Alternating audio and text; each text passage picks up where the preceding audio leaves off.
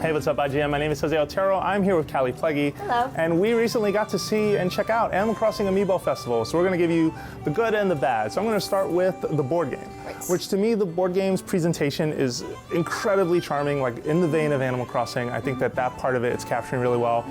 Every day that you land on the board has like this event that happens, and sometimes it's something really funny, and sometimes it's something really sad, and it has sort of that Animal Crossing humor. Right. I think right now the bad, though, for me is that there isn't a ton to the interaction to the game.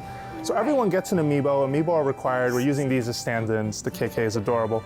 And when it is our turn, you're just doing what you do in Mario Party. You sort of hold it up to the gamepad, and then you pull it off to roll the dice.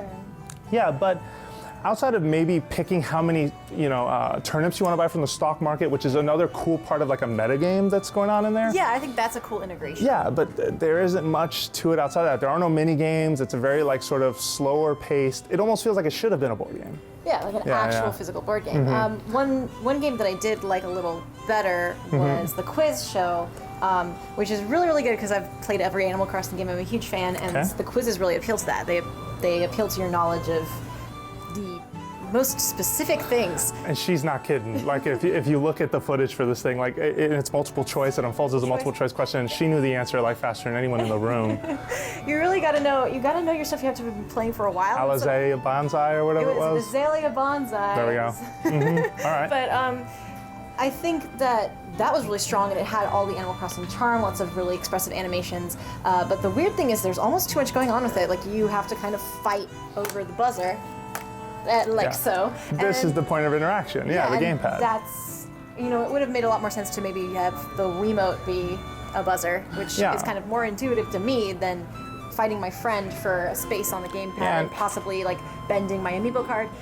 Because it does use the cards, by the way. Just as yes, this game does have figurines and the cards. So I would be very protective over my cards if I kind of collided with Jose here and my Isabelle got bent. I'd be very upset. And then also there's like a spotlight switching thing. It feels like there's a lot going on with the kind of competitive aspect of the quiz rather than just focusing on how well do you know your Animal Crossing items, how well do you know this game. And the knowledge is deep. You could also phone a friend, which is hilarious. It's so cute. We got to call Isabelle for advice on a question, and we got to call, my favorite was Tom Nook, who definitely knew those were not leopard pumps, which I will say thank you, Tom. That is useful advice. So then the last mode that we saw, and I think there may be a little more going on, was I believe it's called like an island escape. It's the idea that you pick 3 villagers and you could use the cards or the figurines to choose them.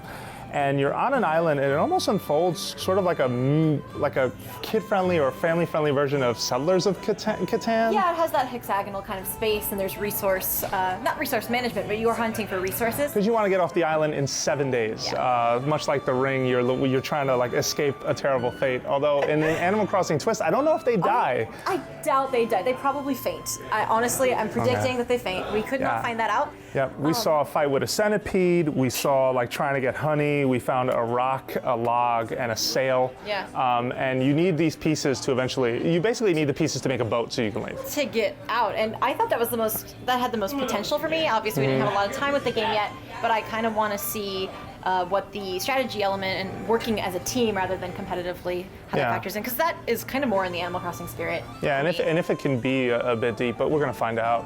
But that's what we saw so far. I mean, I think the verdict's still out on Amiibo Festival, where it definitely has a ton of Animal Crossing charm, but the question is still how long will it sort of hold your interest? And if you're in that ecosystem, if you have like Happy Home Designer and you're collecting Amiibo cards, you can pull that stuff into the game and sort of put those houses and those places as window dressing. But I guess I'm just still not sure how I feel yet about the package as a whole. Especially the Amiibo requirement just seems like really forced to some degree, and I didn't expect that. I thought it would be a little more clever. I didn't either, and I'll definitely need more time with the game as a whole to play the different modes and see which ones I like the best, see how many have like a lot of replayability. That's just a factor that I just don't know about yet. Yeah, all right. Well, there you have it, folks. That's what we think so far on Animal Crossing Amiibo Festival. And for more Nintendo coverage, you are already in the right place. IGN.